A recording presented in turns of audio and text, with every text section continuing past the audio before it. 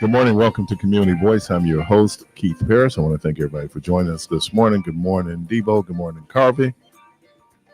How's everybody this morning? We here. We here. How's everybody's weekend? Good. Good weekend. Man, that rain came in yesterday. Yeah, tell me about it. Man, it was just like it was sunny. Then all of a sudden, my wife was gonna go swimming, but that wasn't gonna happen because She could have went after the rain. yeah. Oh, She told me something I didn't even realize because she was swimming indoors that during thunderstorms they close swimming pools, even though they're indoor pools. Well, I guess bodies of water.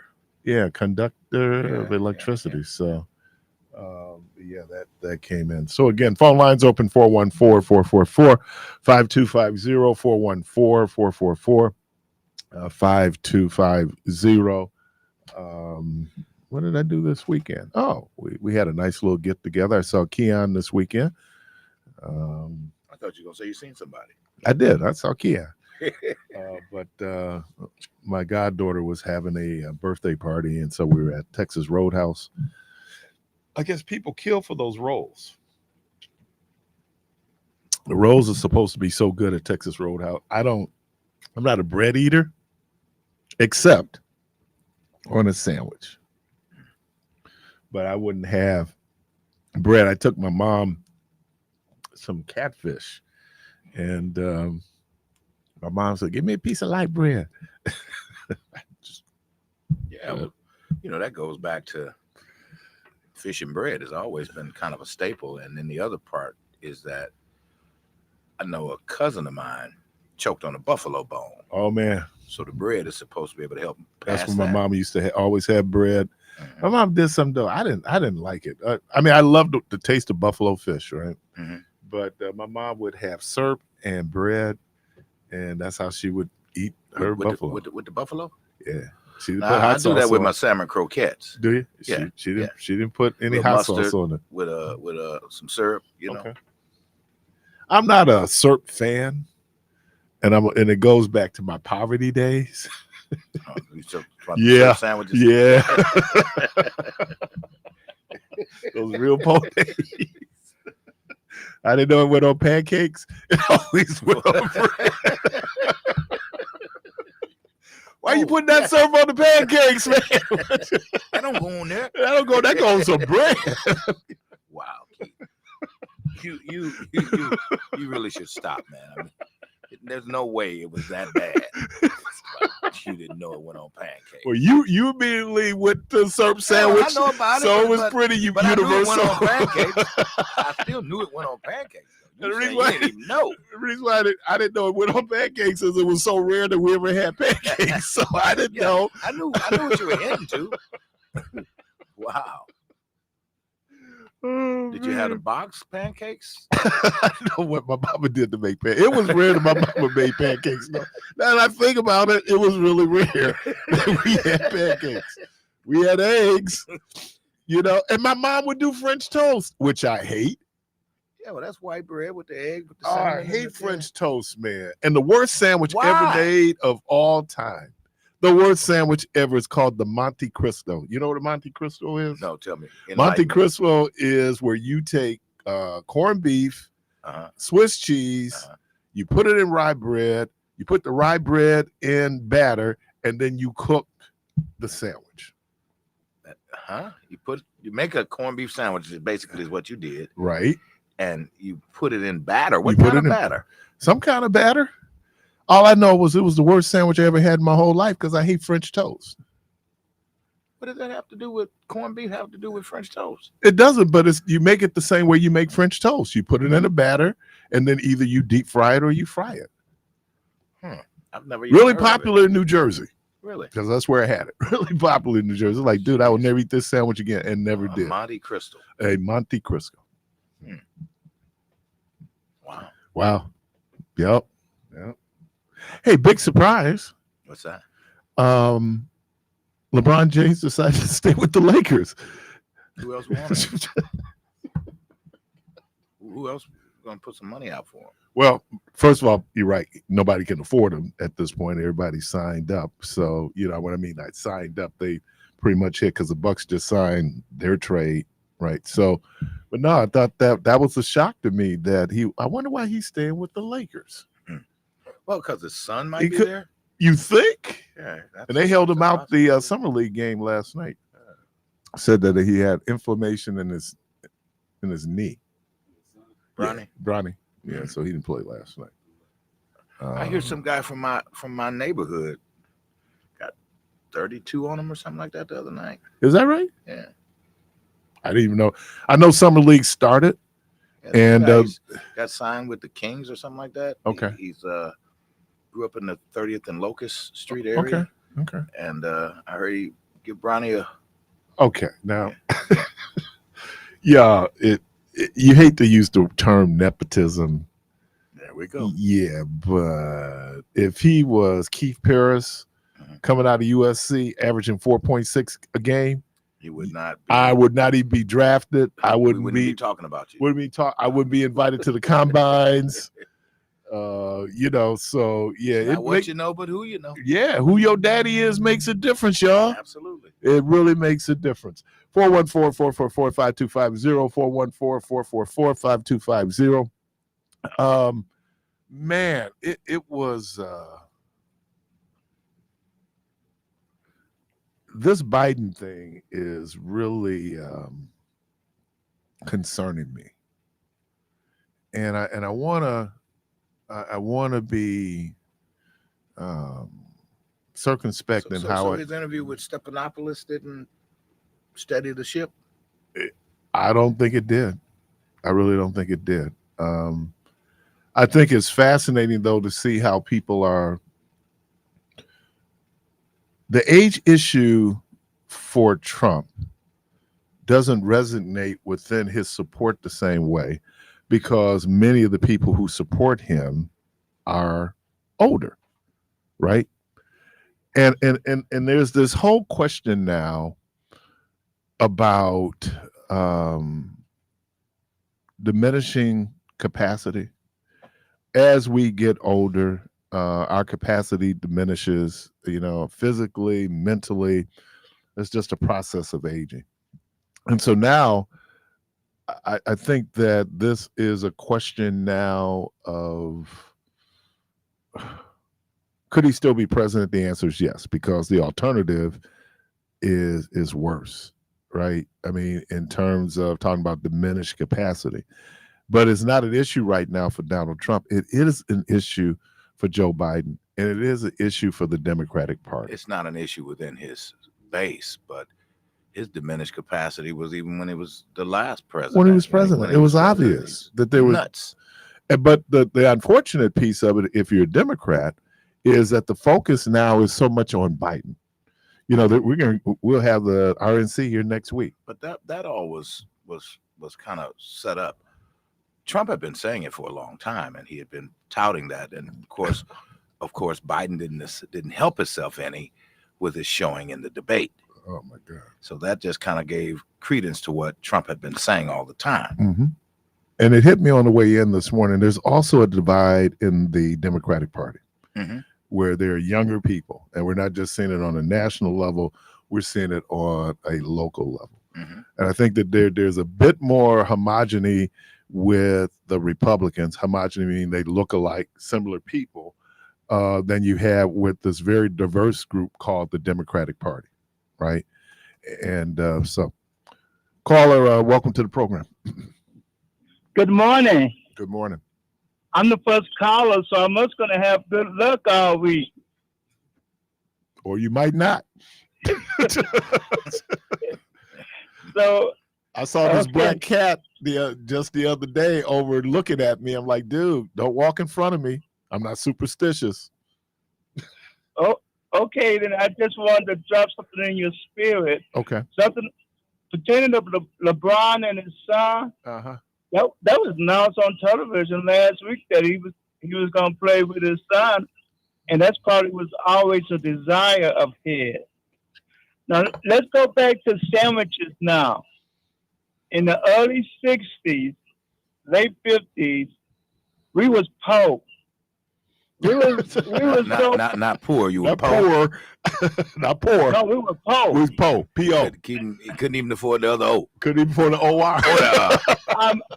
I mean, it caught my attention that you would have sub sandwiches. Uh-huh. Heck, that was a delicatessen. What you talking about? and to let you know something else, we would take white bread and sprinkle sugar all over the bread and have a sugar sandwich. Oh yeah, we did that. And last but not least, because we was poor, my father would go down to the city, whatever, and he'd get these big cases of cheese that the government would give out. And to us, we didn't know no better, but that's how it is when you're poor. Man, we had government cheese. So y'all have a good day. You too. If you want to respond, you can, but you caught my ears, so I had to pull over. I pulled over to the side of the road now so I could get this sugar sandwich and sub sandwich as delicatessen when you poor. Bye now. But Keith, I remember going to North Division, man. We stand in line to get the government cheese. Now, you know, the backstory to the government cheese was that supposedly, I think it was Tommy Thompson was governor, and he made some kind of deal with China, and they made up all this cheese, and China didn't want the cheese. No. That was supposedly the story. No, what it was because of the Cold War, Mm-hmm. America was stockpiling food, Mm-hmm. and they were stockpiling commodities. Government cheese was one of those commodities. Mm-hmm. Once they signed the Sawtooth Treaty, it changed how war looked. And basically what it said was in the past, under SALT I, the missiles were pointed at military installations. SALT II came up with this term called mutually assured destructiveness, Mm-hmm. which means that now they're looking at city populations. So they said in order for this to work, you're not old enough to remember, but I'm sure there's people are. Y'all remember civil defense drills when we'd have to go in the basement? Who's not old enough to remember? Yeah. See, every time you talk about how old I am. Yeah. All right, so Of yeah, course, the civil of course. defense deal, those would change. We don't do civil. That was all under SALT II. Mhm. X number of people have to die, and the question becomes, they call it the mad theory. You'd have to be mad in order to unleash that kind of carnage. So that's why so the government got all this cheese, all these commodities, because it was peanut butter. Mhm. So they began to distribute beef in the can, pork in the beef can. in the can. Yep, pork in the can. Spam. Yeah. So yeah, that was, and then the 80s is when you really, because even with Wick, Mhm. you know, they was giving them government cheese. Yeah. You know, Yeah. They Which- still give them cheese now. It just ain't government it cheese. ain't but you government get- cheese. You get good Sargento cheese and stuff like that on that, man. Yeah. Sit with you, Poe. Call welcome to the program. Good morning. Go ahead, caller. You on there? Hey, good morning. How my brothers doing this morning? Good, brother. What's Great, happening? great. All right, man. Happy Monday to you, my brothers. All right, to you. man. Hey, I just want to comment on what you said about Brian and his son, Bronny. Okay. You know, really, like you said, it matters who your daddy is. Yep. You think sometimes it matters who your brother is too? Ah. Okay. All right. Come on, hang up and listen, huh? Come on now. Talk to me. Hey, because you know what? Now, I'm a baller. I'm an ex-baller. Play golf right now. But at the same time, my composure would look a lot better than, the younger, the older brother. What's his name? Thanatis or something like that. Thanasis. You know, come on, man. He'd be out of control out there looking like, he holding somebody else's spot. And Let been me ask you commenting this on it a few question, times, though. Keith. What's that? Let me ask you this. So you have an opportunity now to create an employment opportunity for your brother. Yeah. But you don't take advantage of that. What is your Right. mama going to say to you? You know, she God rest her soul, but she probably would say, boy, look, why you didn't bring him with you? Okay? But I'm just commenting. I'm keeping it 1,000 with you, bro. I wish I could get Gary a All job. right, let me go back at you in the mirror. What would your mama say? That's what I'm going to say. I could get Gary a job, but I'm doing the right thing, and I don't want to appear like to have favorites. Are you kidding me? The world don't work that way. You can't come home. No, you know what? It's cool in the game with a little bit of maze with it. But at the same time, man, I'm gonna tell you though. But I'm just commenting to comment on it, man. You know, No, you're right, though. 1,000 with Yeah, who your daddy is, it matters. you know, but yeah. Hey, money is money, and yeah, keep it in the family. And family, I'm just throwing a joke out there, really. Though. No, you're right. And like people talk about, when you go to these Palestinian-owned restaurants, only people you see in there are Palestinians. Right? They hire in the family. That's right. They hire in the family. I ain't getting mad at anybody for hiring their family. How you look like your family hungry, but you gonna hire a dude from around the way? All right, let me give you this kind The of only difference, though. So, Let all me right, let me say go this. ahead. Go ahead. All right, so if I'm a plumber, I'm an electrician, and my brother a drunk, you think I'm gonna have to mess with them electrical wires? Right. You know, that's a totally different, example and everything. But Okay. we're talking sports. But yeah, at the same time, all right, y'all brothers have a great day and nice weekend. Right. I mean, not week. I'm sorry, nice week. Yeah, Hey, man, he got appreciate us to the weekend already. This Hey, guy man, moving Debo, good. watch We're 4 days away from a national holiday. So, all right, man, But appreciate Keith, you. you know what I wanted to add to that when we think about it. I mean, I don't know. I'm gonna put it like this. And when I say we, I'm speaking to our race. For some reason, we can't hire our kinfolk. There might be a reason. Right. I'm just saying, for some reason, It might be a reason. we cannot hire our kinfolk, man. They don't do right. I was getting ready. Who was the young lady in St. Louis had the show? Was that Cutie Pie, Sweetie Pie? Who? Oh, you talking about the lady with her son? With her son? Yeah. There's a reason why. There's a reason right there. She had more issues with her family than she did people outside the family. And I don't get it, man. I mean, we Ray. But then here's another piece, right? Watch this. You can see other nationalities of people. 20 of them can live in one house. Mm-hmm. Might be 3 bedrooms, and they figure it out. Right. We can't do that. We did first generation. Yeah, but somehow this is first generation. When you look at those folks, they're first generation. Either they're just coming in, they're trying to look. My cousins came up here from Tennessee, and they were living together. Mm-hmm. Right? I mean, that's how you did it. I mean, until you were able to get up on your feet. So what we're looking at is first generation. Some of us have been here 2, 3, 4 generations. So that's changed. But look, everybody got some ne'er-do-wells in their family, black, white, blue, or green. You don't let them near the business. They're going to tear up your business. I'm just saying. And like I said, y'all know Ray. No, ain't no business y'all should be having Ray. Yeah. Let me do real quick. Carl, I will grab it right quick. Having a conversation Saturday. I think it was Saturday. At one of the groups, shout out to the brothers over at Community Advocates, the good men there, Nevermore Program, Steve Thomas, and all the folks over there. And so I don't know how we got on this subject. We got to talking about 5 o'clock in the morning in county lockup. 5 o'clock in the morning, county lockup, because that's when you get that bologna sandwich. And I was hearing brothers talking about being down, how good that bologna sandwich was. It looked like Texas toast and a big old hunk of bologna. But man, I was so hungry. It was like I was eating a steak. It was the best steak I had in my whole life. 5 o'clock in the morning, jail bologna. Call him up to the program. Hey, good morning, Keith. Good morning, Debo. Good morning, Parris. Good morning. Hey, one very important element you obviously forgot to mention about being poor,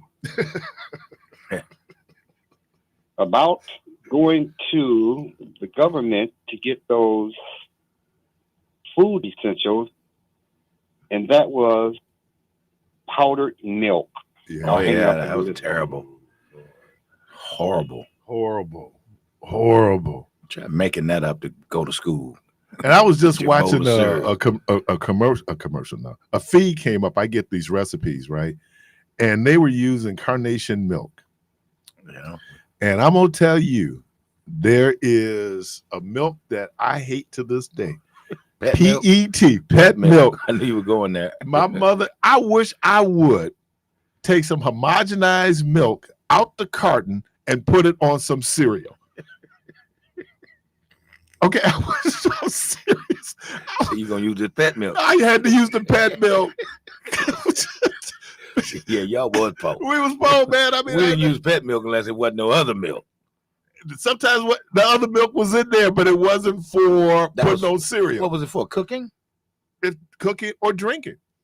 And I wish I would put some real milk that pet milk was what dehydrated, whatever. I don't know. I thought the real milk was homogenized, isn't it? Yeah. Pasteurized. And Yeah. then man, I wish I would let a dude that lost his mind going in putting, because my mama had to make $1 out of 15 cents. You know what my favorite snack was? What's that? Argo starch. Oh, That was my snack. It was dual purpose. You could iron with it. Make sure your creases were good, and you can sit there and chew on it. You don't remember? Y'all didn't have no Argo starch? we didn't have starch. Oh, please. We didn't have, I tried to think the The first blue time. and white box, Argo. I know what you're talking about. Yeah. As a matter of fact, I use it now for batter. It makes your chicken crispy. Oh, really? Yeah, add a little bit of corn And I starch. said I've never wanted to see another box of that in See, my home, you but got- now I you- might. Where do you find it? At the store. It's still out there. Yes. Man. You know what? I don't. You guys can call in. Because some of us try to forget. Just how poor we were. Because even now for me, I thought eating cans of sardines was like a form of being Man, poor. We never had Or sardines. them Vienna sausage. Now that we did have, I'm gonna tell you, Tuesdays and Thursdays, we were in they call it Summer Fun Club. The YMCA used to have a day camp in the summertime. Mm-hmm. And so Mondays, Wednesdays, and Fridays, we go to a park, right? So my mama would pack a great lunch, man, her world famous tuna. I mean, I always have great lunches. Tuesdays and Thursdays, we stayed at the Y. Mm-hmm. And that's when my mama would pack Vienna sausage and saltine crackers. Potted meat. Oh, potted meat. And we used to really look down on the people who brought the sardines. We looked Really. down. One that stank like hell, but Remember it had that key? You yeah, had the little the key. Yeah. Mhm. But yeah, we really. I would tell you somebody else we looked down on and how stupid we were. Back in the day, we was just looking at. We cannot think of the name of that store that was on Green Bay, but in the front of the store as you checked out, they had this big bin, bin, and in that was Jiffy cornbread, the box, and you could get 10 for $1. Yeah. You get 10 for $1. And we used to think, see, that's poor people cornbread there. My mama, Because you got 10 for $1. because it was 10 for $1. No, y'all had the poor people cornbread. Your mama But your mama made it, right? Yeah. I didn't know. I told you I was Cornmeal. ignorant. I told you Yeah. I was ignorant. Yeah. And my grandmother could make cornbread that tasted like Jiffy. Mhm. And I'm trying to think, I must have been about 18, 19 when I discovered Jiffy. And it changed my life. Wow. It changed my life. And then my wife, who is a scratch cook, I talk about it all the time. Mhm. When she discovered Jiffy, it was then Jiffy. Mhm. Now, there are the purists out there. We've had these debates over these airwaves about people who would prefer cornbread made from scratch. I ain't eating no Jiffy. That's cake. Yeah, you do what you want to do. But I'm going to tell you, man, get you some hot Jiffy and some butter, some pork chops, Oh, yeah. Oh, yeah. some taters and onions. You can put your mess of greens on the side of that. Oh, there you go. We're going to go into a coma. Yeah. Again, I have the purists out there who. Look at the phone. I know. It is. Man. Now, I'll tell you the best, though. Okay. That hot water bread. A hot water bread. That's That great. hot water bread. But who man. can do it? Who got the time to do it? But But that takes some time. It does, but that's when you're cooking with love. Right. Man. And don't even talk about that crackling bread. Yeah. Do you do have you had the cornbread with the jalapenos in it? I haven't had it. I heard the dude talking about it. Yeah. Yeah, I want to try that. Okay. All right. Jalapeno cheddar. Yeah. Cornbread. Let's see what they You talk gonna about. eat your cornbread? Come to the program. Good morning. What's going on, Keith? What's happening? Man, let me tell you about that. Let me tell you about that powder milk. Wow. Oh my God. Between that and oatmeal, Ooh. oh my Yeah. God. Yeah. Dude, I hated that. Oh man. Did you Yeah, have I hate oatmeal did you to have this day. grits? I hate them too. What about cream of wheat? I hate them too. Ooh, cream of wheat. Cream of wheat was good. Oh. Malto meal too. Oh, you can afford malto meal? I'm just saying, I hate all of them. You can afford malto meal. Hey, I hate them all. You know when I knew we were poor, Keith? What? When I go out to the hallway, my grandma had a little closet thing out there. A can of pickles. She be canning pickles, tomatoes, and all Can that of stuff. pickles.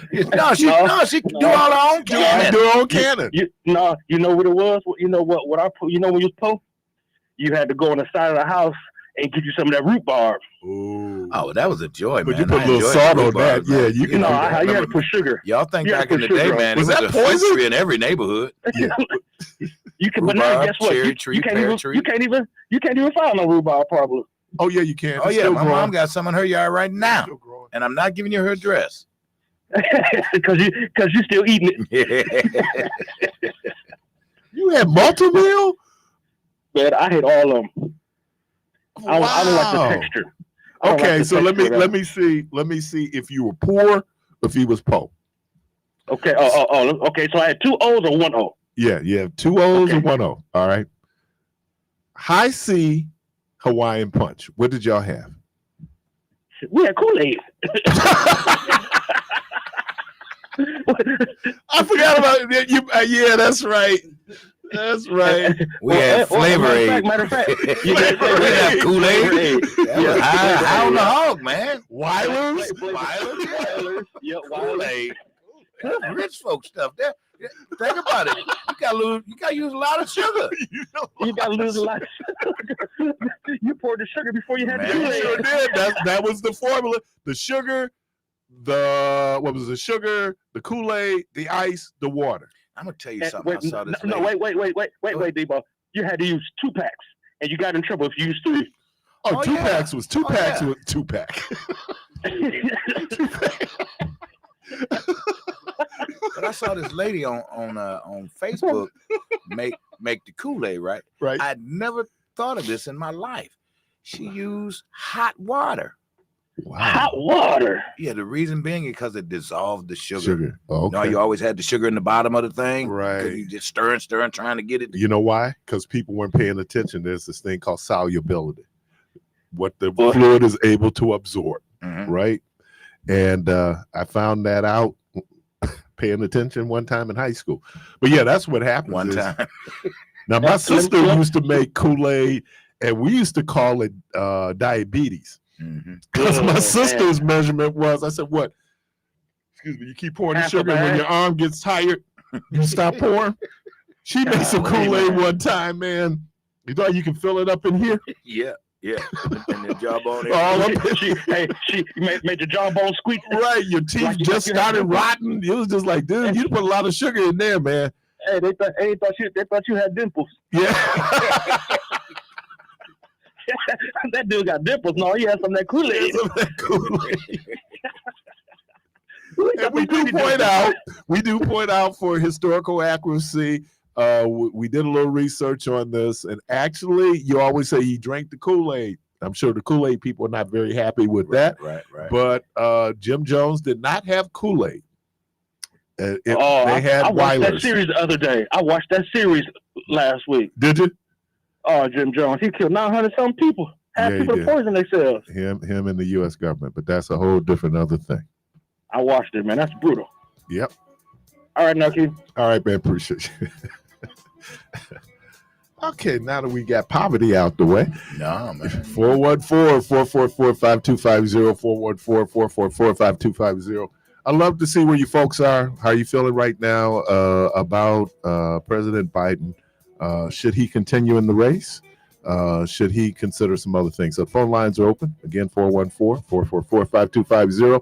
Call ICU. I'm going to grab you right after the break. We'll be right back.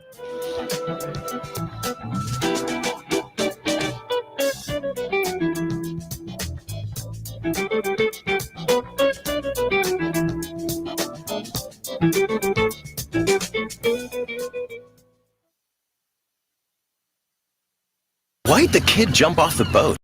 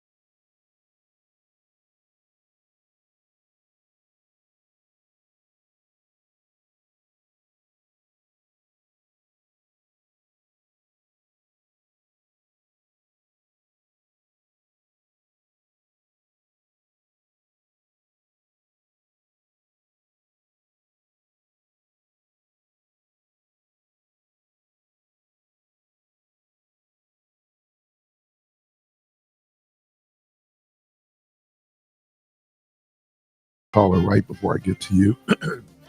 I will be down at the Hyatt this afternoon at noon. There will be a press conference for Devontae Mitchell. Ben Crump is scheduled to be here, and so we'll be down there at noon. I think it starts at 12:15, so we'll get a chance to go down. I didn't get a chance to get to the balloon release on Saturday. I was telling Devo there was another commitment I had already, but I certainly will go down, as part of the press, WNOV 860. Caller, welcome to the program. Hi. Morning. Good morning. Yes, I was talking about the Biden and the Trump situation about the age thing. Mm-hmm. Now, they're talking about them two people's age, but if you look at the House and the Senate, the representatives, there are people in that group that's older than either one of them. Right. And they're not talking about that. But I think the big picture is, they're trying to get Biden out of the way, is because we're going to make history if Biden can serve his term. Guess who steps in as the president? Kamala Harris. And I think we're not reading between the lines. That's the big uproar is, hey, America make history if Biden can't serve out another term. We have our first female president, which is black. Yeah. And I think that's the bigger picture that everybody's trying to run. Even when Obama was in office with his first term, he had control of the House and the Senate. And we could have did much more, but those blue blood Democrats, which was supposed to be helping him, didn't help him at all. Yeah, so I think the big picture is Kamala Harris. We did get out of the Obama first term, we did get the Affordable Care Act. As a matter of fact, a lot of Democrats, the Democrats lost control of the House because of those moderate Dems who voted for the Affordable Care Act, and then folks ran against them. So, yeah, no, good point though. I think. Let me ask you this question though: does this open up a discussion though, in general, about age? Like in the Catholic Church, with the exception of the Pope, the cardinals have to offer their retirement at 75. Right. And they recently just had a Pope who, I think it was Benedict, right, who stepped aside because he said he was getting older and, he was dealing with diminished capacities. I don't know. Do we have an obligation, even though we're in that position, to say, maybe a younger person could do it? I think we do. And I think the older person should step aside because young minds can bring new ideas. Mm-hmm. And energy. As you get older, sometimes you get stuck in some ways that you don't want to change. Right. I think the other piece of it is you have to go outside of your echo chamber, right? Your friends and family. Because, quite frankly, I'm sure, and she probably never admitted, Dr. Jill Biden likes being First Lady of the United States, right? And so when you look at it, it impacts her too. There are people in his, inner circle, for him not to be president means that they're going to be out of power. So they're probably looking at it from their own self-interest. And I don't know, I'm hearing this question, what responsibility does he have to the American society? And I'm saying, so what obligations does Donald Trump have to the American society when he's a convicted criminal? I mean, so why it seems, as you just said, it seems to be a kind of double standard how we're looking at it. It is a double standard because on one hand, you got a man that's probably been truthful and honest, and the other one, you got a criminal. Right. Absolutely. I don't care what the people say and how they vote. He's a criminal. And do you want a criminal running your country? Some people do, obviously. You're right. Some people do. Yeah. I mean, I tell people, I'm sure you like me, I wish the world could see the world as clearly as I see the world, but obviously there's people who don't, right? So what do you do? But I'm concerned. I am really, it has bothered me. I'm just listening. Sometimes I just shut it down. I don't listen to any of the news outlets, but when I go back to hear what I'm hearing. Now, I don't know what's going on because normally Donald Trump, we haven't heard much from him, seen him, anything, right? Mm-hmm. And so I don't know who convinced him not to step all over what it is, but I mean, a 5-point difference right now may or may not be. I'm talking about an opinion polls, may or may not Right. seem significant. But if there's not a change, and especially if he doesn't get a bounce in August coming off the convention, it's going to be difficult. It's going to be difficult for Dems. It is, but I don't care. You know what? I look at the world right now, and it's not going to get any better. And all my faith has been the man up above who's controlling everything. That was interesting. That was our discussion yesterday in Sunday school about where's God. Mm-hmm. You asked that question, where is God? Right. And but then, for me stepping away from my, kind of sectarian position, I would go like, well, I don't know if God is a Republican or a Democrat. I don't know if God is conservative or liberal. Those are our things. And then I don't know how involved God is in our political activities. But there's some people who disagree with that with me. So. But he did say he had no respect to person. Right. So to me, that he's neutral. Mm-hmm. Well, I do believe this though. God is a Baptist. Now you can't convince me that he's not a Baptist. My point is, I say that tongue in cheek. But yeah, I mean, and I think that there's some people who are sitting here trying to figure out, what does this mean? I mean, the alternative is to have someone where both people are dealing with diminished capacity, but diminished capacity does not mean that the person is infirmed. It just means that the process of aging. And here's the other thing. The president has people who work for him. They do the stuff, right? Right, absolutely. So it has more to do with the people around you sometimes than you. Right. But we're missing all of that because, again, look, we're very visual people. And when we see what we saw, and I don't think the interview moved the needle one way or the other, from what I was able to see. I think he acknowledges, because when he said he, being Joe Biden, they asked him, well, so will you take a cognitive test and then release? He said no. Right. And I think, but he also said he takes one every day when he's meeting you. Okay. That was with Stephanopoulos in that interview with him. Right. And shout out to our colleague, Mr. Earl Ingram. He had the opportunity to have a conversation. He and of course my colleague here at WNOV, Michelle Bryant, had the opportunity to have a conversation with the president. One of the things when they were on CNN, it was him and there was a sister from Philadelphia and obviously these are battleground states.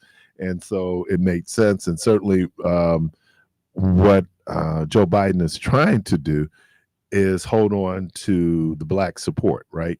Right. And so it makes sense then to hit those outlets. I think here in Wisconsin, to hit those outlets. That's why he spoke with Michelle. But there was a question that was asked on CNN that I thought was very interesting. Was they asked them about the questions, and they said that they had received, I think the young lady in Philly said she received 8 questions from the campaign in terms of the interview. Now, when she said that, I'm thinking, because I do this, we get talking points all the time, right? And so then we build our questions based on the talking points that is provided by the guests that come in. There are other instances where we control the questions, right? It comes from us. My conversations with Representative Drake and Representative Myers, those were questions that I came up with. It was the same questions essentially I asked both of them, right? But there's some things, and I don't know if they would have asked the question, but where are you? I know you kind of believe in this in your mind, but there's some things around us that kind of indicates that. But even I'll say this, even if, and I use the word if, even if there was a question of diminishing capacity, I'm going to take Joe Biden over Donald Trump any day. Oh, absolutely. All right. All right, man. Appreciate you. It. 414-444-5250, 414-444-5250 are the conversations you're having, because I know folks are talking about it. Are the conversations that President Biden should step away? It is what does it mean for you as voters? Is this an issue, or is it just one of those things that happen, is just a blip and it's going to continue? Nothing to see here. We need to keep moving. This is a significant week for President Biden. NATO will be meeting in Washington this week, and so we'll get a chance to see him on the world stage and what the reaction can be. But if we're so focused on Joe Biden and we're not focusing on Trump, that could be a problem, because in effect, if we're putting so much emphasis, and it is an amazing thing about the Democrats, because the Democrats, in my mind, it seems like they always want to do it right. And that's probably a good thing. But then sometimes in the world of politics, where at best is amoral, Al Franken was a U.S. Senator from Minnesota. Al Franken, great comedian, read his book. I mean, guy is just incredible. And he was a great U.S. Senator. There's some pictures that's released. There was a USO tour they went on. I think it went to Afghanistan. He did some things that were inappropriate, right? They were prank pictures. And they kind of went on the sexual side. And so when the photos were released, there was immediate pressure for him to step down as a U.S. Senator. Now, again, it wasn't that he wasn't a very good U.S. citizen. He was, right? And but for the Dems, we don't want the appearance that, hey, we're not supportive, and you get out and you're doing this to women. And again, what he did was a prank. He wasn't grabbing them by their privates. He didn't rape anybody in a dressing room, right? He wasn't convicted of sexual assault. None of that. But he had to step away. On the other hand, we have a person whose rap sheet is just as long as I am tall, right? And I'm 6'2". So, but for some people, that's not an issue. And I'm trying to figure out, why isn't it an issue? And then the people who talk about law and order, the people who talk about morality, right? You know, part of what we look at now when we consider in this particular subgroup, white evangelicals, part of their mobilization was under the moral majority. Remember Jerry Falwell, and that we would come out and America, you know, we're at a moment of moral reckoning, and we need to. But then you have a person who's, I think, the anathema of everything that you stand for. Multiple marriages, he divorced, infidelity, adultery. I mean, all these things, just those sexual issues, right? But that's not a disqualifier for white evangelicals. But you supporting a woman's right to choose is a disqualifier. You guys are smarter than me. Tell me what I am missing, because I'm missing something here. I don't. So it is, and then I'm not missing it because I know what it's about. It's about power. It is power, and how attractive power is, and what people will do to get and maintain power.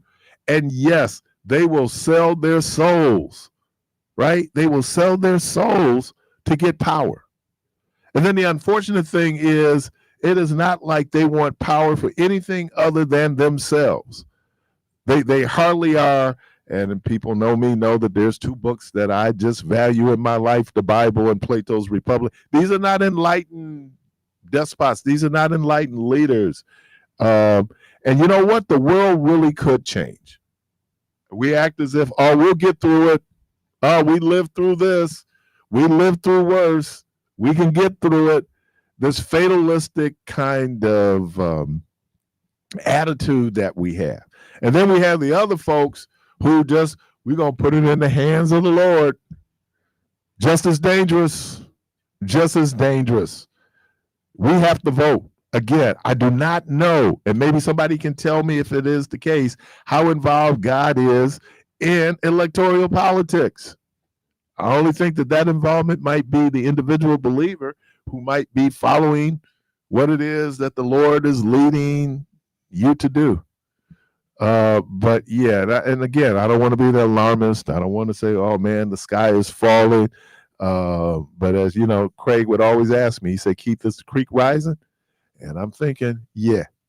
And there's a whole lot of things that indicate. So I'm just curious, are we still going to support? Because here's what could happen. And you're hearing us talk more and more about this, right? First, it was an election on the margins, right? Because most people had lined up solidly with Donald Trump or solidly with Joe Biden. But there's another constituency out there, and that's the couch, right? People who just look at it, think both of them are onerous. I can't vote for either one of them. I think they're called double haters. And so I'm just not going to go vote. Who does that benefit? Caller, welcome to the program. Good morning. Morning. Good morning. I had to take you off speaker, Keith. Good morning. Hey, what up, George? Keith, I am so glad you brought up Al Franken, because sometimes my mind slips when I think it was Thursday or Friday. I talked to you and I asked about character. Mm-hmm. And what he did, it was a prank. He didn't touch her. The picture just showed like he was while she was asleep. Mm-hmm. And that man stepped down. And even back then, Keith, you still had some Republicans that was doing dirty, nasty stuff. Mm-hmm. But the Dems, like you said, they always tried to do the right thing. They always tried to stay above ground. And is that immoral? Is that moral to do stuff like that? Yes, it's right. But when you see that your enemy is not doing that, Keith, this is different. You just said, what did you just say? Will we survive? We probably will. Yeah. But Keith, we looking at some really dangerous times now. I don't want to suffer though. That's what I'm saying, Keith. And we look at it as a real precedented times now. All these cats that was talking all that stuff about 45, right? And they meant what they were saying, but now they hitch their wagon around him, right? And I was going to tell you on Friday, and it slipped my mind. So let's say he does get the type of power that Putin gets. Now you don't put this man in power. Now what if you change your mind and now you say something vile about him?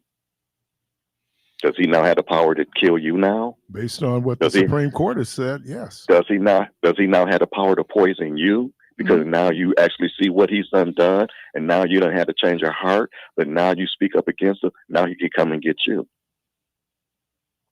Correct? Yeah, I think that was the frightening piece of this, and we said, well, it affect future presidents, but if he's the immediate future, we're talking about the Supreme Court decision, if he is the immediate future president, what does that mean for us? And all you have to do is watch countries where it started off one way and we talked about democracy, and then all of a sudden things happen because during times of fear, during times of economic crisis, people tend to lurch to the right.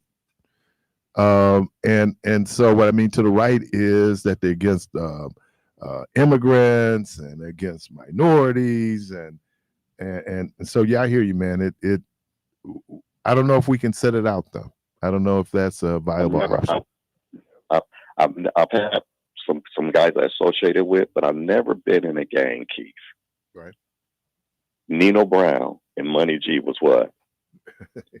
White is right, right? Right. And then what happened? He took him out. Right. Did you ever see the Batman movie when they was robbing the bank and he said, "Oh, the Joker told me to kill you," and they started all killing each other? Right. This is what's this. I don't understand this mentality, Keith. You know that people, like you said, they done sold their soul for power.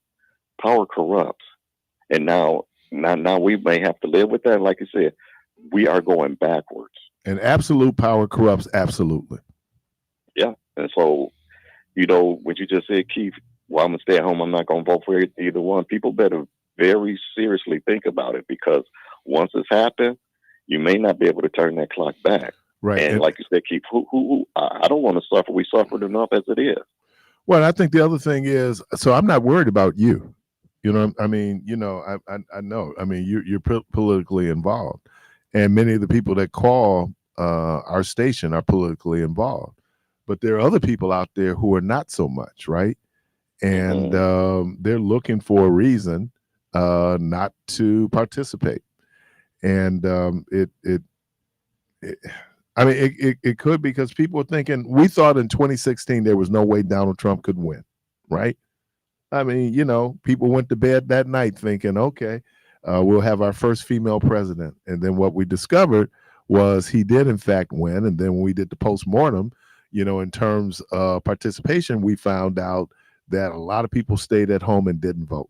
And those people would have probably voted for Hillary Clinton or voted for the Dems anyway, had they showed up to vote. So don't think it can't be, oh, I heard Keith Parris talking about me on his black radio station. I'm coming to get him. Oh, I heard Debo saying something about me. I'm coming to get George. I'm coming to get. So y'all better really seriously think this man is evil. And he ain't just saying this stuff. He means it. Because one thing I have learned about a lot of cowards, Keith, they'll say some stuff to get the crowd riled up, and they'll stand in the back and watch. Oh, yeah. He was going to go to the Capitol, but did he go? No, and he wasn't planning on going. He wasn't planning on going.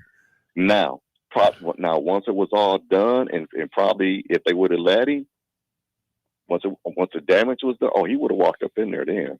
Yeah. But he wasn't going to be in the front. Yeah, holding it upside down. He wasn't going to be leading.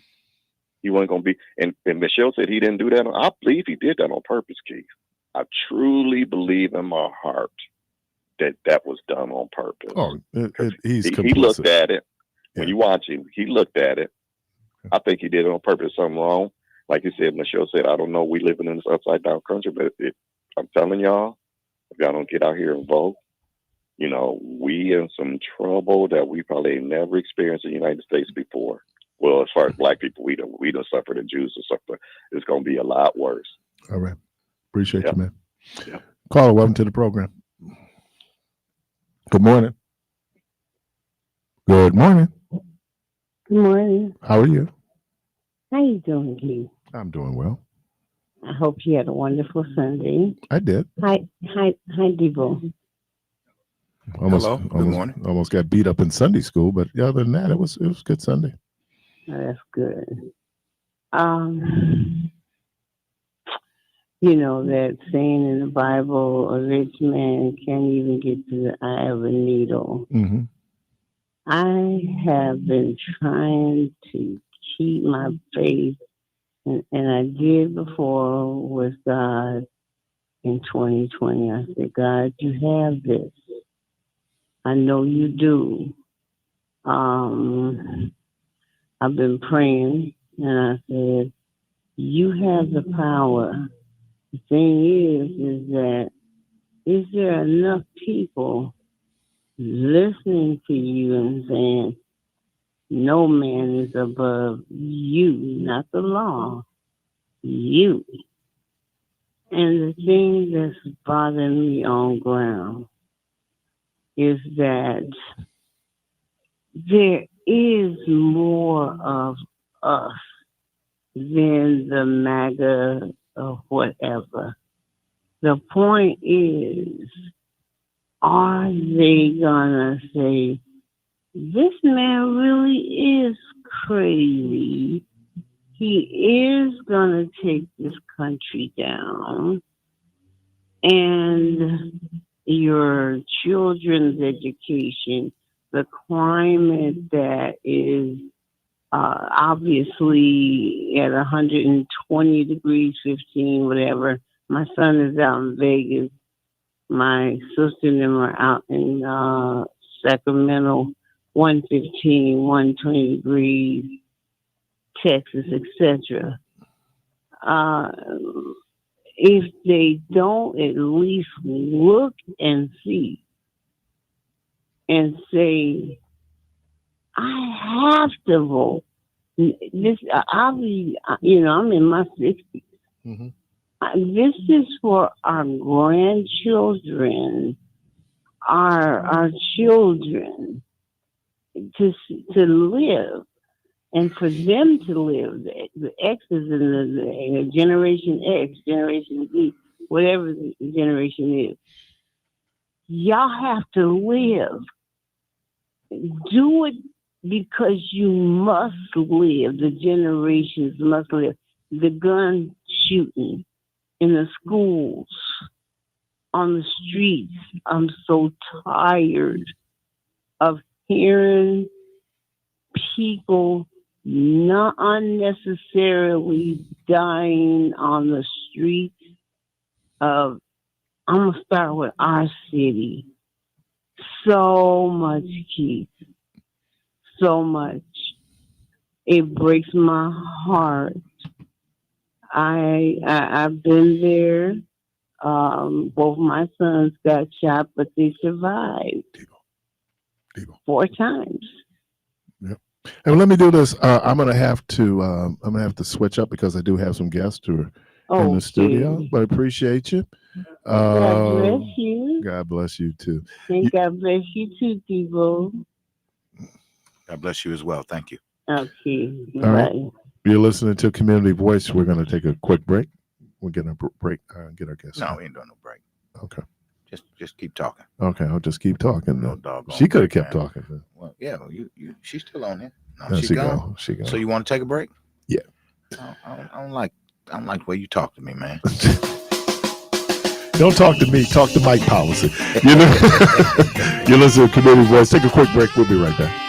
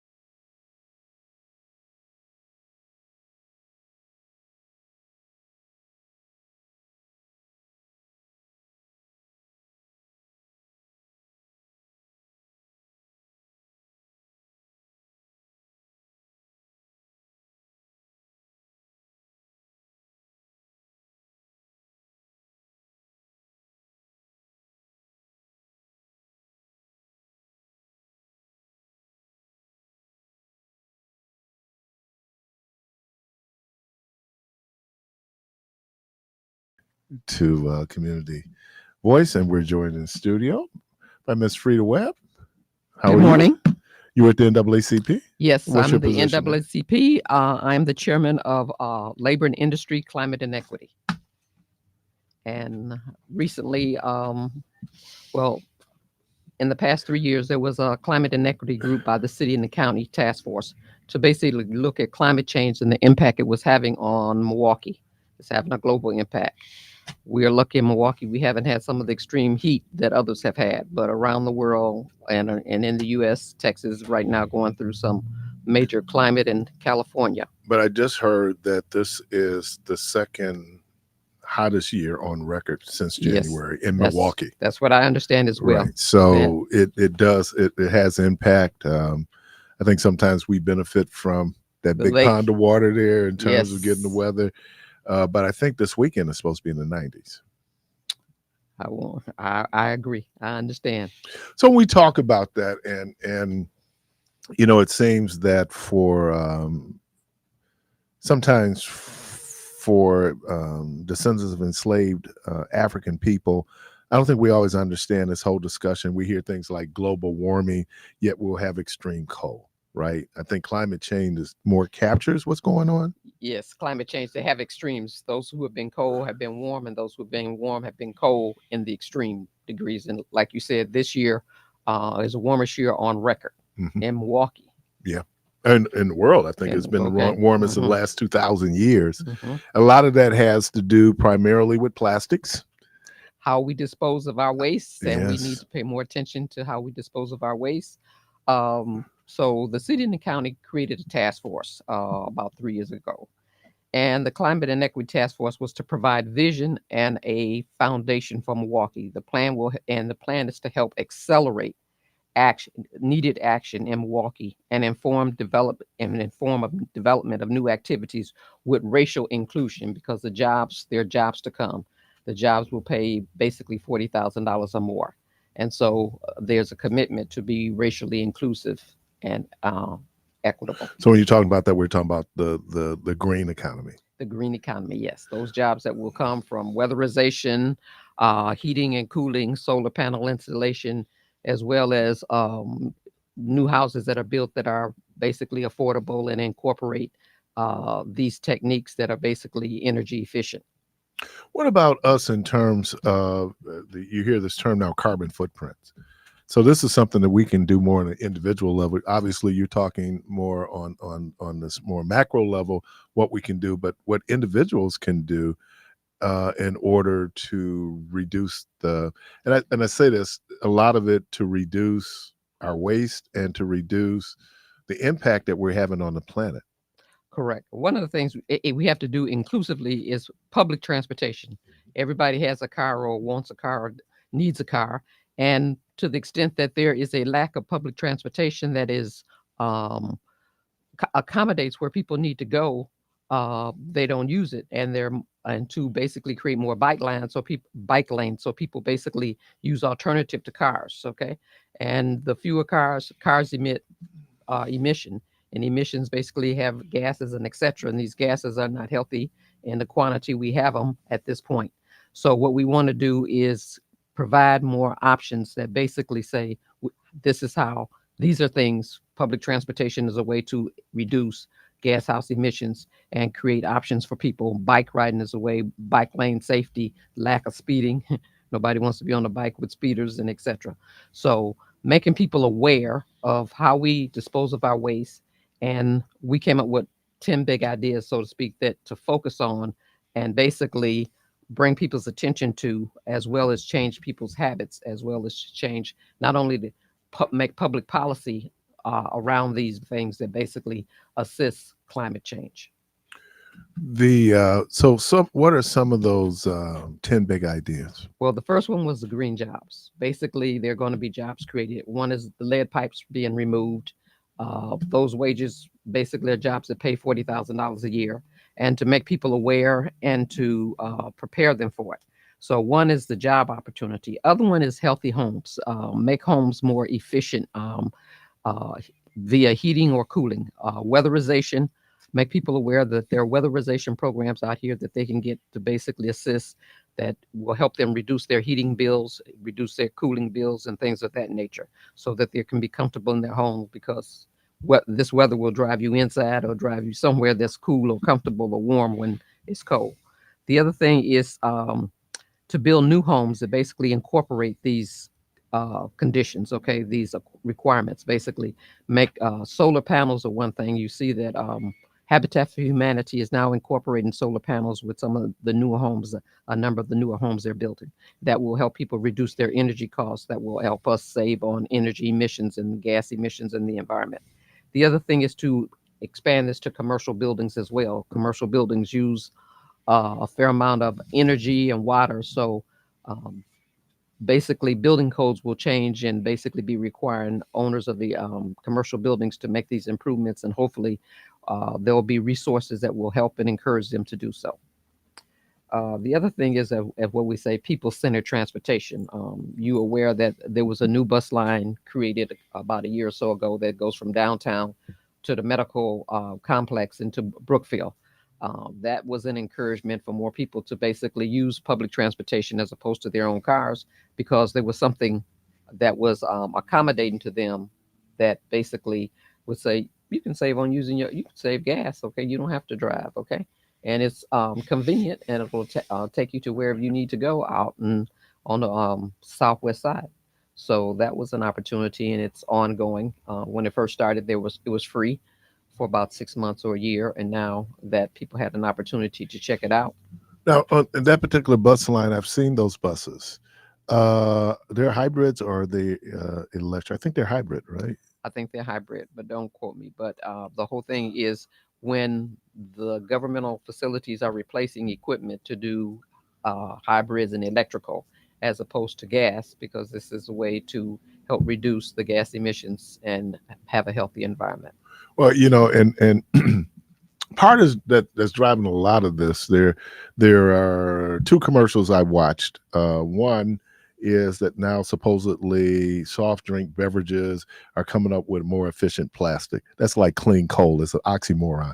And then this idea, they're running an ad currently against Senator Tammy Baldwin, where they're saying that they want to get rid of all of your gas cars. Yes. Okay. Yes. Electric cars are not cheap, and if you get rid of all gas cars, then what options do people have, right, so to speak? Okay, and so again, I want to put this out there, folks. A lot of this is driven by the fossil fuel.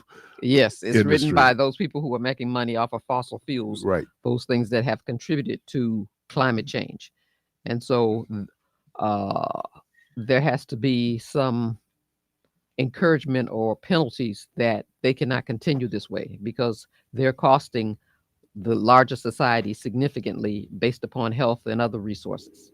It's we were talking about when we build new buildings, and it's just how we're getting hotter and hotter. I went to NPS. It seemed, I don't ever remember us being hot because the temperature wasn't as hot. But now we're talking like, I think we started getting hot weather, not warm weather, hot weather in March and April, and the kids are still in school. Right. And there was no air conditioning, right? No air conditioning, and a number of schools are being reevaluated in regard to their cooling systems. And so how do you keep, if the weather's hot outside and the kids are inside, how do you make sure that they're comfortable enough so they can learn? And these are things, these adjustments we all got to make. And it's going to take time, and it's going to take money, and there's going to be some pushback, but there's also some health consequences, and we want to eliminate and minimize the health consequences as much as possible. And we know to do more greenery.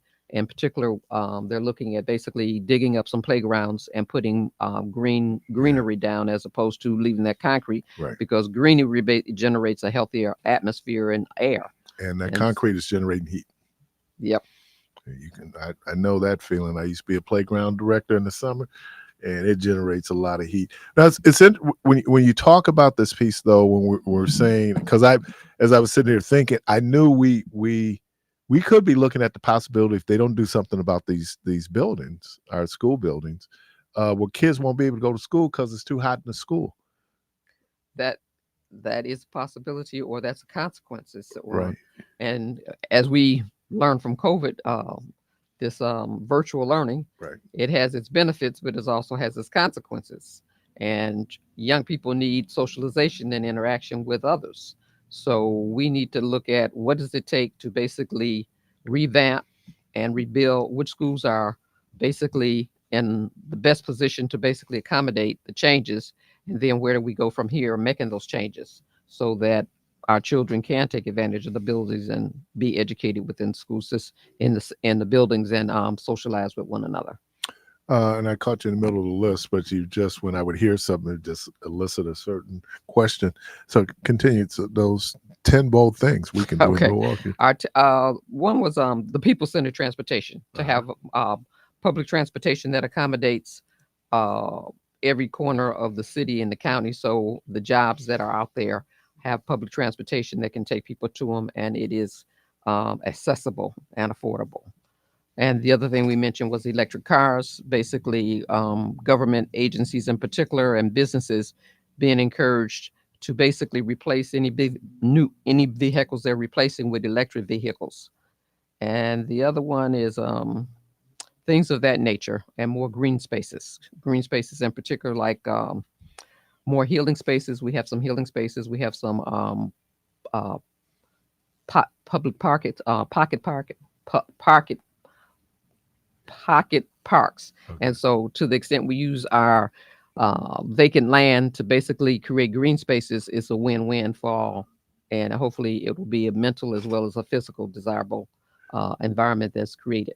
One of the I just think is just one of the quiet secret beauty or beautiful spots we have is Alice Gardens. Yes. Okay. Yes. So we're on 20th. Yeah. It's there's a lot when we begin to talk about these things that impact our climate and our environment, and then weather. But the other thing that we have here is we're dealing with flooding. And part of why we're dealing with so much flooding is not just the copious amount of rain that we're getting, but also we have concrete everywhere, and the water has no place to go. Right. And therefore, that is a challenge that to be addressed. That's why, in one sense, you produce more green space, then you will have more area for the flooding to run off and to be absorbed back into the land. But if you only have concrete or you have more concrete, then the flooding is going to happen. And basically, how we build and basically direct the water flow and the drainage is critical. And people taking that's like disposing of how we dispose of our trash. You know, a lot of times you see a sewer that's basically got all this trash around it. And if it didn't have this trash, there would be a better flow of the water so it didn't back up into people's homes. So awareness, information, and participation is critical. Yeah, I know we had a torrential downfall yesterday, and you could see when I came to work this morning, all this paper and stuff you see really basically came from the sewer. Mm-hmm. You know, when the sewer is just because of all the water coming in and not being able to, Lake NOV. Yeah. Yeah. So when we talk about this and trying to implement these things, what is the city doing something specific in terms of the spaces that it controls and owns? Like, for example, are they looking at putting solar panels on certain city-owned buildings? It's my understanding they are looking at putting solar panels on publicly owned buildings so as to reduce the need for gas and heat and things of that nature, as well as I think you have to bring this into the classrooms for young people to become aware of, and it becomes understood early on what our habits are and what consequences they have and why they should change and adjust and basically involve them in it. That I think is key and critical. That's why we got some of that waste out there that we do, because people don't pay attention to the fact that that's a consequence and a negative consequence to all of us. And I think that because I have to believe this, I'm sure that there is a way that plastics can be recycled. That's what we've been. Yes, as you said, that commercial you saw in regard to the wise use of plastics, when you basically recycle them, and the companies basically turn them into this next keep using them as opposed to them being in landfills. If they're in landfills, they're coming back to harm us. If they're being reused, then basically they're being recycled and they don't appear, they won't accumulate as many. And the other thing is, then we won't, that I would think that if we're just looking at how the chain effect would be, that then we would not have to generate as much new plastic. That's correct. If we were wise about how we use the existing plastic, we wouldn't have to generate as much new plastic. And that in itself would be a reduction in regard to waste reduction. Also, how we eliminate food waste. Large supplies of food that are not used, if we could basically be smarter about how we share them or provide them to anyone who can benefit from them, also would eliminate the waste that ends up in the landfills and things of that nature. Do you think that because America is such a consumer-driven economy, and I mean it is our economy, right? We're not building as much as we're spending, right? We just spend. Let other people build it, we'll buy it. Obviously, that pushes up, and here comes to trying to do meaningful climate change or impacting the climate positively. This is also a political issue. This is all political. Well, nothing that money is political. Habits accumulate money, or they make money or they don't make money. Somebody's winning, somebody's losing. But the thing is, we're on planet Earth, and to the extent that planet Earth is healthy, we're all better off. To the extent that planet Earth is not healthy, we're not better off. But it's one thing to say it, it's another thing to have people incorporate that into their behavior and decision making. And where I was going with that, here's the particular on this: regulations. If we put environmental regulations in to save the planet, but people who are really about business and business at any cost would obviously want someone who would deregulate. I think there was some recent pushback in regard to an executive order that President Biden had issued related to handling waste. Right. And he got one of the industry leaders appealed it, and there was pushback. And so there are some people who even have not acknowledged climate change. And if they allow things to continue to go as they are going, we'll get there faster. So we got to make some changes. And yes, there's going to be some pushback, but hopefully there'll become more of us who are aware that the whole is equal to the sum of its parts. And if we don't change our habits, we're going to drown in them, okay? Or we can basically be healthy in them. Yeah, I mean, it is. We when we talk about this idea that I think it's almost like people, they're sounding the alarm and people going, well, the planet hasn't imploded yet. Okay. And again, and I'm trying to put this in the spectrum of our existence, which is billions of years, right? But this is having impact. And so though the planet might not implode, you're going to begin, or I'm going to begin to deal with a level of discomfort based on what's happening with the planet. We're already talking about the temperature. The temperature.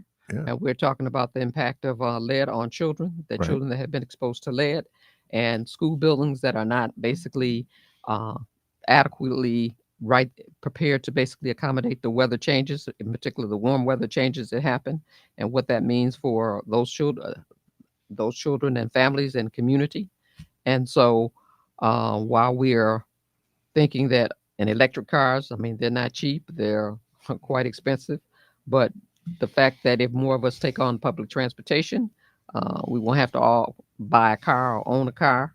So Well, anytime you bring in new technology, it's always expensive at the beginning. I was just looking at when you look at high def televisions, right? They first came out, 1,200. My mom, it's funny, and I don't know how she accidentally did this, but my mom got like one of the first group of high definition televisions, and because she just wanted a new TV, and that just happened to be, but the cost of what she paid for it compared to what you pay for it now is because it's so readily available, that brings down the cost. And that's what's going to happen with electric cars. yeah, that's going to happen. But we hope, and we'd like to see more public transportation. Oh yeah. In particular, A lot of people are growing up now that then when we grew up, we all wanted to have a driving license. Okay. Now there's less, you know, that ain't the be all by all. Okay. So some people are taking, Well, I also think that when we grew up, there were less cars. And what I mean by less cars is that we had where if you had one car in your family, you're doing really well. yes, that's Two right. cars, Yes. man, so, and that was funny because you talk about public transportation. And so when I was younger, that's what you did. That's You got what on the we did. bus. That's right. We took the bus to school. Took the bus to school. Um, I was taking the bus to work until I Mhm. bought a car. Mm-hmm. So yeah, I mean it and people understand now in cities like New York, which really people really do depend on their public transit. But even then, because I think they wanted to, I think the mayor had come up with there is parts of going into Manhattan where you have to pay a fee because they're trying to depress the amount of traffic in At the certain cars. times a day. Right, Yes. during certain times a Mhm. day. And I think it's just somebody pushed back on it. I think the governor did. Yeah. And but this idea, I mean, I think what's hard for us is that we all say we want a better climate. The problem is I don't want to sacrifice what I need to sacrifice to make the planet better. And that's what we have to come to terms with. Okay. We got this way because we didn't know better or we wasn't paying attention. Now that we basically see that there are negative consequences, the sooner we take action, the better. The proactively we act, the better. It's not easy to make change, but it's necessary to make change. And in particular, it's necessary to make healthy change. So the more of our community that become informed, that also become beneficiaries of the employment that is generated by this, and then the education that comes from that employment, it can create some win-wins. Do you think we need to have this conversation more? Of course, we got to get them into. I say, if you want something told, tell it to a young person. It'll and involve them, and then let them and their circles get it, and then the additional circles will get it. So this got to get out in the community. A good place to start is school gardens and things of that nature. And if your basement got flooded, it's probably because somebody didn't pay attention and let the sewer get stopped up. So when you see a sewer with all that paper, rake it up, put it in the garbage. Don't leave it there. Okay. I think it's interesting when you look at young people. Smoking, tobacco, Vaping. Yeah, I'm not. What I'm saying is, you have some kids who vape, but the idea for some of us, the rite of passage was our first pack of Salem's, our first pack of Cools, and then they introduced Black Death, Newports, right? Okay. But young people don't smoke. And there's some out there, but a lot of them don't. Now they vape, but they don't smoke cigarettes. And that's because of all the anti-tobacco ads and what they were getting in school. Mm-hmm. And so this is the second generation coming along where I'm not saying you don't have young people, but man, not to the extent. No, because I was thinking about, Jeffrey Osborne was just here, and I was telling folks when I was in college, in the dorm room, man, we'd have LTD playing, and people are chain smoking and playing cards. Young people, I mean, so the college students, right? But we came from that generation where it was still cool to smoke. Mm-hmm. Now, young people don't think that gives you anything being cool that you smoke a cigarette. Mm-hmm. They smoking some other things, Mm-hmm. but not necessarily a cigarette. Mm-hmm. So, but that was all the education you talked about, right? That they the received. Information came from the overflow of the education, and so it has to start. And once it starts, it will basically take on a life of its own of a sort. And we have to make sure that it's incorporated with truth as opposed to fiction and fact and whatever other stuff that can sometimes get into things. I could think about the all the trips I took, either when I was doing summer day camp, school activities, where we would actually go out into nature, right, and get a real appreciation of nature.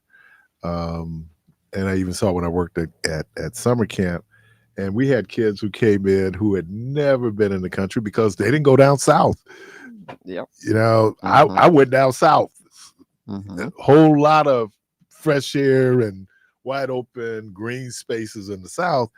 And so when they went up, a lot of times these kids were freaking, man, because they had never been Out. No. out Nope. and understand how our relationship with nature. I don't know if people know that the No Mow campaign, No Mow May, where you don't mow your grass in May. Okay. But at first I thought that was for the climate because I know I use a combustible engine lawnmower, but it really wasn't. It was so the monarch butterflies and the bees could live, Okay. because they're talking That's about that they could be extinct. Yes. I think there are fewer of them than when I was growing up. Okay. Mm-hmm. And you see fewer butterflies. Yep. You see fewer bees, and you need them to basically be alive and well, and basically uh, patronize and connecting with the plants and the greenery and etc. Pollination. Yep. And if that pollination is not taking place, there's an effect on in regard to the greenery, in regard to the food supply, in regard to the plant supply, and etc. So When you talked about that as much green space as you can create, it's just better for the environment. yep, it's better for the environment. So to involve young people early on, and they begin to put their hands in the dirt, transition this, and see the plants grow, or see whatever you plant, vegetables and whatever, and then this begins to have an effect. And then as they grow older, they begin to connect dots in regard to, without this we're less healthy, with this we're more healthy. So and it's our habits that basically got us here. So we have to pay attention to our habits and how we dispose of our wastes and things of that nature. What about those of us who live in urban areas and we're living on brown spots? Then we got to be intentional about planting something. Just like Alice's garden is over there, and no one has. It hadn't been basically said though how what a benefit that is to that community. Oh yeah. That Alice's garden is there, and the exposure that it gives. So we got to create more gardens such as that, and give more young people exposure to that, or people. Period. I mean, when we were down south, we grew food and this, that, and the other, but now we're up here in the north, and some of us have forgotten or not connected to the habits that and the things that basically kept us alive. And now I think you got more older people living longer than younger people based upon the diet they eat. And so that intergenerational connection and the knowledge that comes from each generation is critical, and it's related to the things that are going on, and one of them is climate change. Now you talked around the employment piece. Are there organizations or different groups out there who are part of providing the labor force that's needed in order to begin to work on this green economy? Well, there's Big Step. Okay. However, there needs to be more. Okay. And I look forward to the pre-apprenticeship programs getting involved, because these are related to construction careers, as well as other jobs programs that are out there becoming involved, as well as putting it in the school. In the schools, they did, I believe, MPS and Building Trades had a couple of day informational about exposure to some of the trades and things of that nature. But I think it needs to be more intentional, because when people haven't seen this happen, they doubt it will happen. And to the extent that they doubt it will happen, they won't prepare, and they won't basically take advantage of what's there. So we have to be more intentional about making this information available to them. So some of the other initiatives that are out there. I think Walnut Way just did a demonstration program, or Walnut Way has basically been one of the leaders in solar panel installation. Okay. And they have basically recently done and rehabbed a house that was slated to be torn down, and did it for a reasonable cost, and incorporated all the energy efficiency components of it, weatherization, air and conditioning, and solar panels, and basically said, this is a model that we basically need to implement. Isn't we had we had the original furnace from when we bought the house, and it was still functioning, but Yes, I now, know about them. Yeah, you heard it when it came on, you Yes. heard it when it went off, and so we finally replaced it. And what we were able to realize was over a number of years, one, it was better, it was more efficient in terms of our cooling and heating, but you end up saving money because you're dealing with a cost efficient, energy efficient appliance. Mhm. So basically, replacing old boilers, furnaces, and etc., being able to make that afford that cost, and then over time getting that return on investment. Because first you got to replace it. So you got to have the money to do it. Then it's over time that you'll basically see the savings. So hopefully there'll be some stimulation to basically assist people in making those changes financially, so that we can benefit from the climate impact that such will have. And we talk about one of those areas, heating and cooling.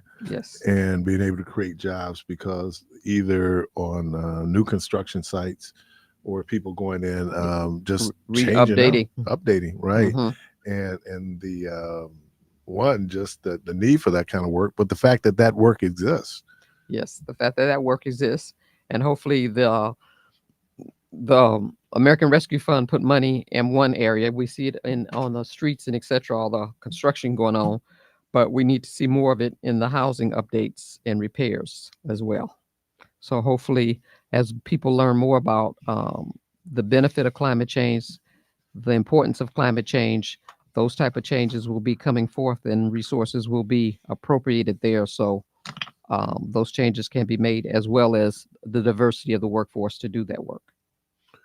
Why did the NAACP identify this as a critical issue? Well, it's a critical issue because of poor people are affected more by adverse environments, and it generates income by the work needed, by the skills needed to do the work, and therefore it is not going away without a collective intentional procedure, policy and procedures. So labor and industry basically saw this.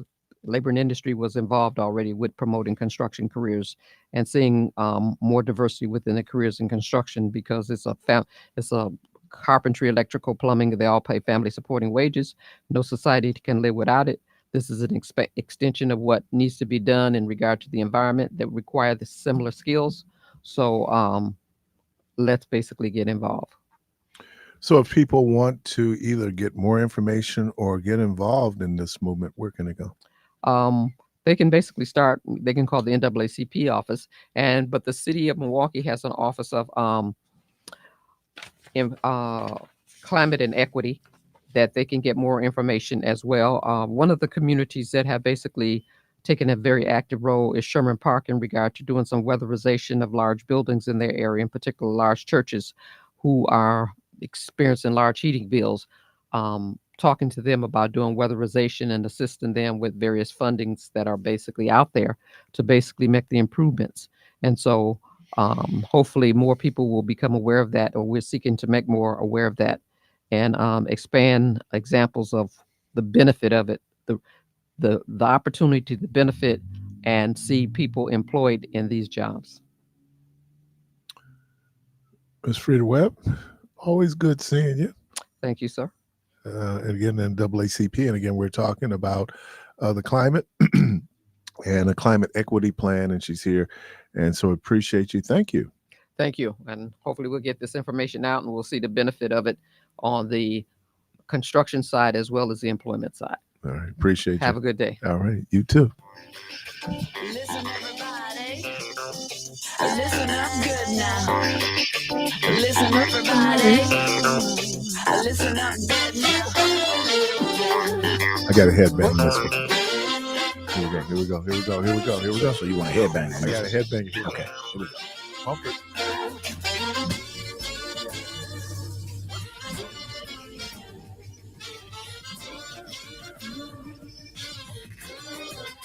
You ready?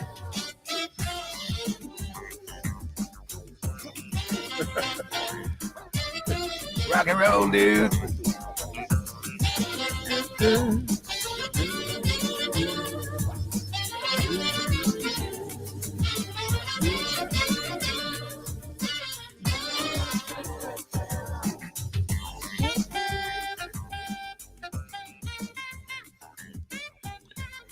right. So welcome back, and I go way back with Frida, and actually went to high school with her sister, Spring. You go way back with a lot of people, man. Go a long way back. Doot, doot, And I'm so doot. proud. I'm so proud. I'm so proud. I think I got to go to YouTube to see what's happening. See what they put out there for Essence. You know, last year Hulu actually did they did it live. Where were you at Saturday, man? I mean, you missed a. I had to work. A great Saturday. day of performance, man. Jermaine was out there. Where was this? Doing his thing over at Clinton Rose. Oh, I had to work Saturday. Yeah, and then I had to, man. Right before Jermaine's band was on, me and my band were on.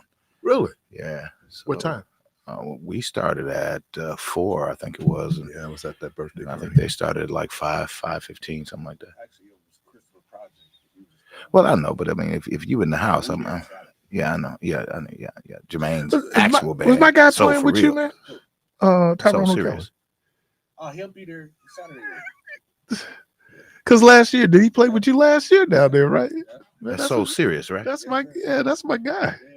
You know that Tyrone, that is my guy, man.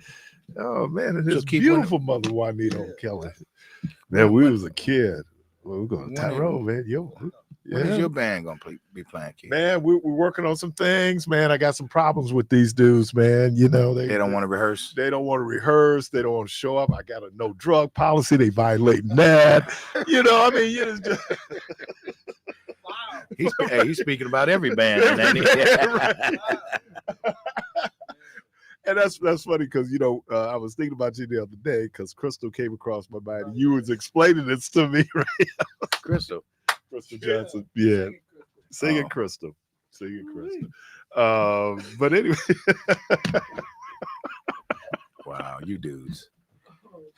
Yeah, man. So if you got a band, I know, it's hard, man. It is hard because you got the talent on one side, but you got the human beings on the other side. That's right? The part right there. Yeah, it was. No doubt of their talent. It's everybody's got the ego, and I'm this, and I bring this to the band, and it has its challenging moments. What did Biggie say? More money, more problems. More talent, more problems. But when it's good, it's good. When it's bad, it's bad. It's bad, man. People go like, man, you look at some of these great praise and worship teams. Man, they solid. Yeah, you should have been in the back here 10 minutes ago. 10 minutes because we're human beings, man. We bring our stuff to the table. Yeah. I wish we could get to the point where it just be universal focus. Like, hey, man. Let's get on them, and they do. You get on the moment, you get through the moment. But I think it was the Eagles, and it was Don Henley and somebody else in the band, and these dudes getting ready to fight during the performance on stage, and they got the tape of them threatening each other. They still playing, but dude, when I get, I'm gonna, it was, oh my God! So it's like any team. It's great when you have team chemistry. It really helps when you're being successful. They talk about a winning team. When you start losing, oh yeah, and people start pointing fingers. Because I never liked you anyway. Right. And that one guy who takes the press conference and throws the entire team under the bus or start name calling. Hey man, they said name dropping like What did they say to Michael Jordan? They said there is no I in team. He said, but there is one in win. So I mean, but that's interesting, man. That has always been. People ask me from time to time, had you ever seriously considered being a pastor of a church? And I said to them, I used to be a manager. So there you have it. There you have it. And though it was not ecclesiastical, it was still dealing with human beings. And man, oh man, oh man. And some days you just come in and go like, because they said, I think in psychology, say it's hard to predict human behavior, right? And man, you come in some days and you go, where did that come from? Or Oh man, oh my God! Don't even get me started. Let me do this real quick too. I was speaking when I was speaking to Frida.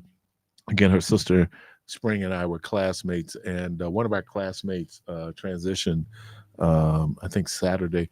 Dietrich Elder. He was my teammate at Dominican, and classmates. Good dude. Loved Dietrich, man. Dietrich was funny. I mean, just dude, great to hang out with. And so really keeping his mom, Miss Janelle Elder Green, in our prayers. Yeah, it's good, dude. I man, this, I feel sometimes they call it survivor's remorse. When people, especially people that close to, know for many, many years, and then they transition and you're still here, and I'm gonna tell you that there's no rhyme or reason to it. Well, I don't feel remorse. I always say the Lord don't make no mistakes. Okay. He knows what he's doing. Right. No, I mean remorse like I survived. And right, I right. I understand, but I mean, no, I don't feel any kind of a way. I just feel like the Lord knows what he's doing. I'm supposed to be here, and they supposed to be gone. That's he allowed it. Right. So, right, preacher. Yeah. And God forbid that this happens. But if you go before your wife, wait a minute now. I said God forbid. Yeah. Let's hope we don't I forbid it too. You, me, God, everybody. No, I don't know. But let me ask this question. So should your wife remarry? And we've had this question before. What would be a reasonable mourning period before she can engage in another interpersonal relationship? First of all, you and I have never had this conversation. No, I said we've had it on. Oh, okay. Yeah. So one, yeah, I think that the reasonable mourning period would be till she die. Rest of her life. You sound like my wife. And should she remarry, I think was answered by the answer to the first question. But she won't be able to. Exactly. Because you're going to have to. Exactly. There you have it. Yeah, my wife was talking about, I'm going to come back and haunt you. Yeah. I'm going, Negro, I'm going to move. You keep up with me because I'm going to be moving. Yeah. She ain't coming back to that place. Right. I ain't going to be there. She gonna find I'm going to be there. No forward in a dress. Right. No. But no, I don't know. I don't know how you answer that, Keith. I answer it all the time. Look, if I go before my wife and she decides, look, I'm dead, I'm gone. Right. You know what I'm saying? I mean, she should have the right then to go on and really be happy. But Keith, let me say this. This is where that gets sticky because it's not that the individual can't go on. It's that the people who be watching. There you go. Won't let her go on. There you go. She's scared what they gonna say. Right. There you go. And I don't know what's reasonable. Some people say it should be a year. Some people, I think the potential new mate was at the funeral. I mean, I don't know. I mean, I heard one say he was already seeing that woman. That's the first thing people say, and that might not have been the case. Well, I don't know about this guy here. Okay, in every case, that might not be the case. But no, I mean, it's one of those things where, God, you gonna torment me from the grave? I can't be free. I don't know. It's always curious to me. Look, and you fall in love with somebody, they're probably not even gonna be that person because that person had their own unique thing. I'm always leery of remarriages in a case like that because of assets. Oh yeah. Well, now who does that involve? That's the kids. Exactly. That's the kids sitting up here talking about. You can't marry. You better not get married. How you gonna do my daddy like that? Right. All that stuff. And here's because what I say. They legally don't have claim to. They don't because the husband or wife is next to if he kin. outlive, they just right. up the creek. Right. And here's the thing that I find really amazing. Especially if you don't like him. He If you definitely ain't gonna giving you like nothing. him. You ain't my daddy. Okay, he ain't your daddy. I got all of that. He taking but- everything. giving Right, his- right. But his kids he's with her his new first man. wife. He gonna give them to the kids with his first wife. Right. I mean, you know, but that's the piece when people talk about it's no different in living together and being married. Au contraire. Au contraire. Big difference. We just start with inheritance rights. All right, you're listening to Community Voice. We're up on the last break of the program. I'm gonna go. You don't want to get that caller? We out of there. We out of here. Gotta go. Gotta go. I'll explain it to you. All right. Anyway, let me appreciate. Thank you, Debo. Let me thank Miss Frida Webb. Let me thank Carvey, everybody, all the callers, listeners. We appreciate you. Hey, the good Lord willing, creek don't rise. Hope to talk to everybody tomorrow. And as always, go from this place in peace. Thank you, sir.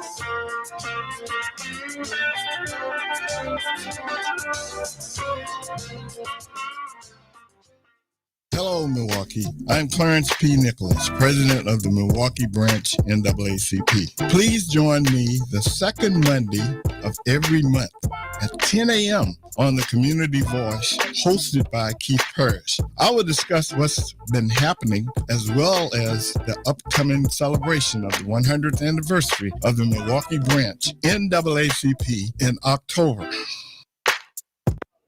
You know one thing about Biden? Oh, here you go again. When he makes a promise, he keeps it. Okay, like what? He got us out of the pandemic, got the country back on its feet. Okay, sure. And when all that recovery money was getting spent, Biden made sure that black businesses and communities got our fair share. So, man? That's a promise made and a promise kept. Okay, but what else? New roads, new bridges, high-speed internet, even out in the country where your brother lives. Yeah. Lower health insurance rates. Didn't you